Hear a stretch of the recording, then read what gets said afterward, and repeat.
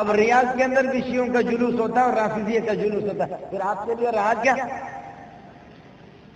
مجھے ایرانی حکومت 2 سال پہلے لے گئی اور بحث و مباحثہ کے لیے، میں حیران تھا کہ آخر ایران کی مجھ سے کیا دوستی ہو گئی۔ بعد میں معلوم ہو گیا کہ شیخ الاسلام نے میرا نام دیا تھا، ایرانی سنیوں نے میرا نام دیا تھا، تو ہر ملک سے وہ ایک ایک بندہ لے جاتے، تو مجھے بھی لے گئے۔ میں یہاں سے گیا دبئی میں، یہ کالی پگڑی میری بندھی ہوئی تھی، تو میں نے سوٹ کیس اپنے دبئی میں رکھا، جہاز اسٹاپ کر رہا تھا، وہاا دوسرے جہاز میں جانا تھا، 6 گھنٹے وہاں مجھے رکنا تھا۔ تو وہ ایک آدمی مجھے کہہ رہا، میں نے کہا کہ یار ذا حاضر حکیمت عندک، یہ ہے کہ سوٹ کیس کو اپنے پاس رکھو، میں نماز پڑھ کر کے آ رہا ہوں۔ پھر میں نماز پڑھ کر کے جیسے واپس آ گیا، مجھے کہتا کہ مولانا انت من اہل التشیع، آپ شیعہ ہیں؟ میں نے کہا نہیں، میں شیعہ تو نہیں ہوں۔ کہنے لگے کہ فہذه الامامہ، یہ کالی پگڑی کہاں سے آ گئی؟ میں نے کہا بھائی پگڑی تو میری کالی ہے، لیکن یہ کہ میں سنی ہوں، اس لیے کہ سفید پگڑی کا بھی ثبوت ہے اور کالی پگڑی کا بھی ہمارے ہاں ثبوت ہے، اس وجہ سے دلائل کے بنیاد پر اور احادیث کی قوت کے بنیاد پر میں نے یہ پگڑی اختیار کی ہے۔ خیر اس کے پاس میں بیٹھا، کہنے لگے کہ آپ کہاں جا رہے ہیں؟ میں نے کہا میں ایران جا رہا ہوں۔ کہنے لگے کس سلسلے میں؟ میں نے کہا کہ میں بحث مباحثے کے لیے، مناظرے کے لیے جا رہا ہوں، ایرانی حکومت نے مجھے بلایا۔ کہنے لگے کہ آپ اکیلا جا رہے ہیں؟ میں نے کہا اکیلا ہوں۔ کہنے لگا آپ ڈرتے مرتے نہیں ہیں؟ میں نے کہا میں پاگل بلوچ آدمی ہوں، صبح آیت الکرسی پڑھتا ہوں اور مغرب کے بعد پڑھتا ہوں، ڈرتا مرتا نہیں ہوں۔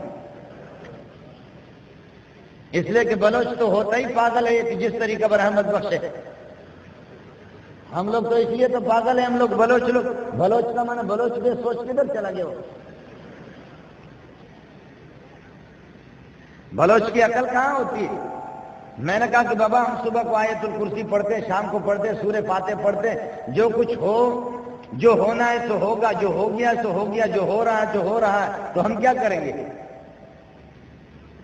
بس کہنے لگے کہ نہیں پھر بھی کچھ بابا میری تصویر نہیں بنانا اللہ کے لیے۔ پھر بھی کہنے لگے آپ کچھ احتیاط کرو۔ میں نے کہا احتیاط میں احتیاط کچھ بھی نہیں ہے۔ کہنے لگے کھانے مانے میں آپ کو کچھ دے دے؟ میں نے کہا بسم اللہ الذی لا یضر مع اسمہ شیء فی الارض ولا فی السماء وهو السمیع العلیم، تم زہر ڈالو ہمیں کچھ نہیں ہوگا۔ خیر مجھے کہتے ہیں کہ آپ شیعوں کے بارے میں کیا کہتے ہیں؟ رافضیہ کے بارے میں آپ کیا کہتے ہیں؟ میں نے کہا کافر ہے، کافر کی اولاد ہے، مرتد ہے۔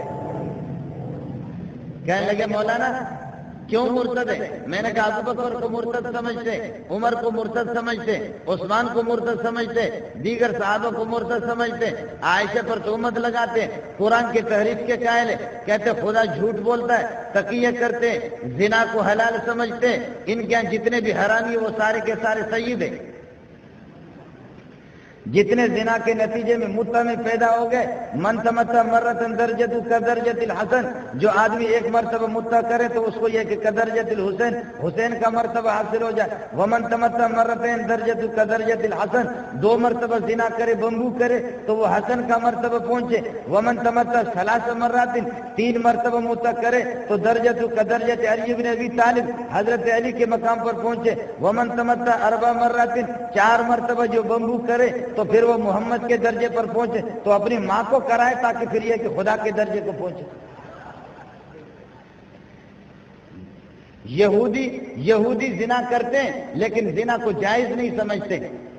کسی بھی مذہب کے اندر زنا کی اجازت نہیں ہے۔ آپ کہیں گے کہ یہود اس کی اجازت دے رہے، عیسائی اس کی اجازت دے رہے، وہ ان کا مذہب اس کی اجازت نہیں دیتا۔ یاد رکھ لینا آپ لوگ علماء کرام بیٹھے ہوئے، قتل ہے، سود ہے، زنا ہے۔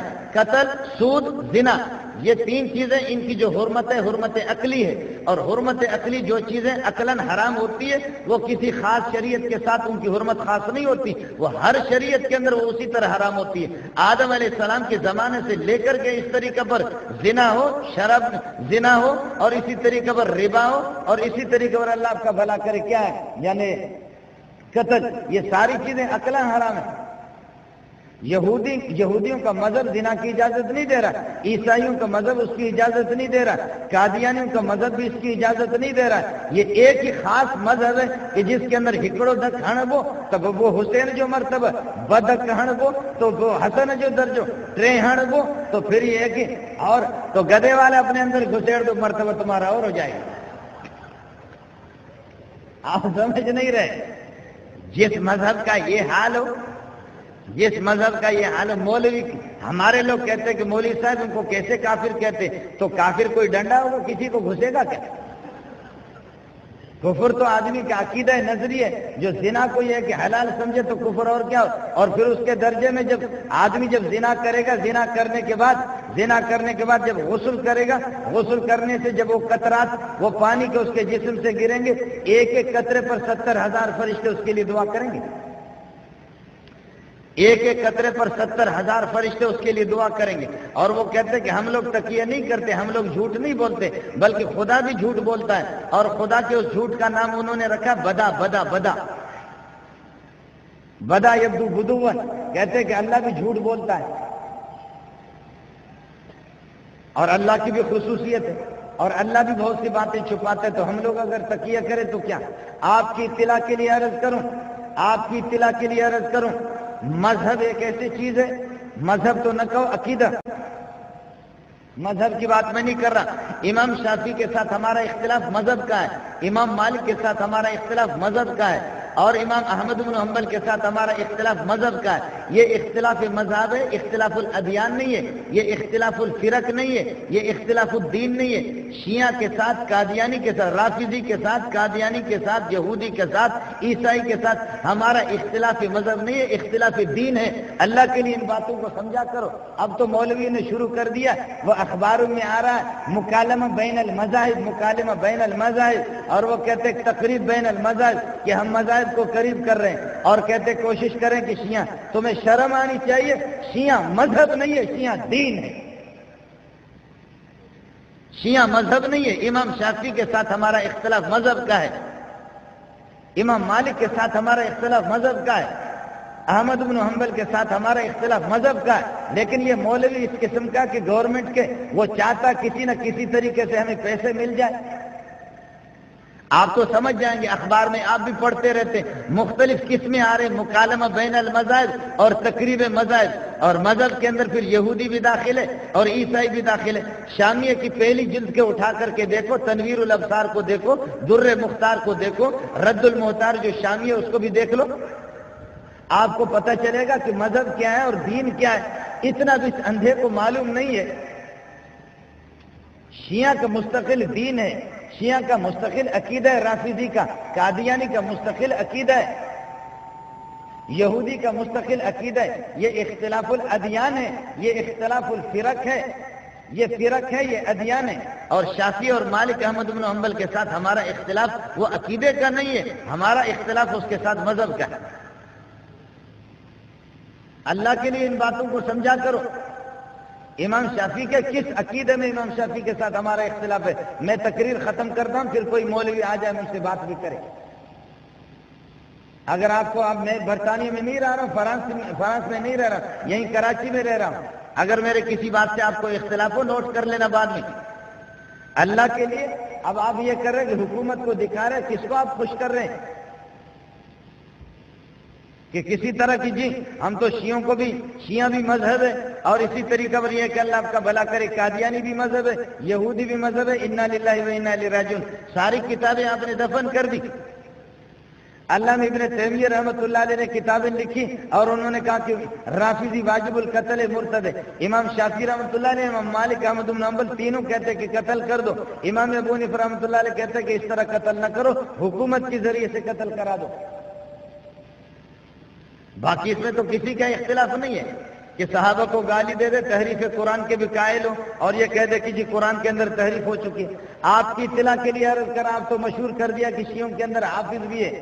میں گیا تھا، جب ہم لوگوں کی بات مباحث وہاں پر 3-4 دن ہو گئی، تو انہوں نے کہا کہ آپ لوگ ثقلین کو نہیں مانتے۔ ثقلین، ثقل اکبر یہ کہتے قرآن کو، اور ثقل اصغر کہتے علی، فاطمہ، حسن، حسین اور محمد رسول اللہ صلی اللہ علیہ وسلم۔ پنجتن پاک کو کہتے، پنجتن پاک یہ ثقل اصغر ہے۔ کہتے ہیں کہ آپ لوگ پھر حسن حسین کا جلوس کیوں نہیں مناتے؟ آپ ان کے لیے پریشان نہیں ہیں، آپ ان کے دشمن ہیں تو آپ پریشان نہیں۔ محرم میں آپ یہ جلسے کرتے ہیں اور آپ لوگ سینہ کو بھی نہیں کرتے، اور اس طریقہ پر یہ ہے کہ آپ لوگ ماتم نہیں کرتے۔ معلوم یہ ہوتا ہے کہ آپ لوگ حسین کے دشمن ہیں۔ میں نے کہا بے غیرت، ہم حسین کے قاتل ہیں کہ تم نے ہمیں بلایا ہے؟ آپ نے مجھے حسین کا قاتل سمجھ کر کے بلایا؟ آپ مجھے یہ بتاؤ نا کہ جب پولیس والے آ جائیں گے اور یہ کہ مولوی منظور قتل ہو چکا ہے، پولیس والے آ جائیں مولوی منظور قتل ہو چکا ہے اور مولوی منظور کی ٹوپی کسی مولوی صاحب کے پاس اورنگزیب کے پاس ہے، اور مولوی منظور کی گھڑی اورنگزیب کے پاس ہے، اور مولوی منظور کے چپل بھی اورنگزیب کے پاس ہے، اورنگزیب کے پاس چھری بھی ہے، اللہ آپ کا بھلا کرے، چھری پہ خون لگا ہوا ہے، تو پولیس والے اورنگزیب کو پکڑیں گے نہیں پکڑیں گے؟ بابا جب پولیس والے آ جائیں اور دیکھیں کہ مولوی منظور کی گھڑی، مولوی منظور کی یہ کی ٹوپی، مولوی منظور کی پگڑی، مولوی منظور کا لباس سب کچھ اورنگزیب کے پاس ہے، اور اورنگزیب کے پاس چھری بھی ہے اور وہ زخمی بھی ہے، اور چھری پر یہ کہ خون بھی لگا ہوا ہے، تو پولیس والے پکڑیں گے کہ آسمان سے کوئی فرشتہ تو نہیں آیا؟ آپ رنگے ہاتھ پکڑے گئے، آپ کے ہاتھ میں چھری ہے، قاتل آپ ہیں۔ اب بتاؤ، ہم حکومت کو بھی کہتے ہیں کہ تم آ جاؤ، محرم کے دنوں میں آ جاؤ، ہم آپ کو بتاتے ہیں کہ گھوڑا حسین کا کس کے پاس ہے، چھری کس کے پاس ہے، ذوالجناح کس کے پاس ہے، حسین کا سامان کس کے پاس ہے؟ بہنچودو قاتل تو تم ہو۔ آپ سمجھ نہیں رہے، قاتل ہم ہیں بھائی، قاتل کون ہے؟ ارے چھوڑ بابا، او مولوی صاحب چھوڑ، میری بات سن لیں، اور بعد میں نعرے لگا دیں، اپنا نشہ پورا کرو۔ بھائی چھری کس کے پاس ہے؟ چھری تمہارے پاس ہے، گھوڑا تمہارے پاس ہے، اور پھر اتنا وکیل ہے کہ LLB ہے، اور یہ کہ 6-6 10-10 لاکھ روپے لیتا ہے، مقدمہ جتواتا ہے کورٹ کے اندر۔ یہ وکیل اتنا سمجھدار ہے کہ گھوڑے کے سامان کو پکڑ کر کے حسین جو گھوڑا، اس سے بہتر ہے تم ہمارے کسی بلوچ کے سامان کو اٹھاؤ، کم ثواب ملے گا آپ کو۔ گھوڑے کے سامان اٹھانے سے تمہیں فائدہ کیا ملے گا؟ اور پھر ہمارے اتحادی ہے، ہم تو آپ کو دعوت دیتے ہیں، آپ ہمارے اتحادی ہے، مصیبت میں ہم آپ کے کام نہیں آئیں گے تو کب آپ کام آئیں گے؟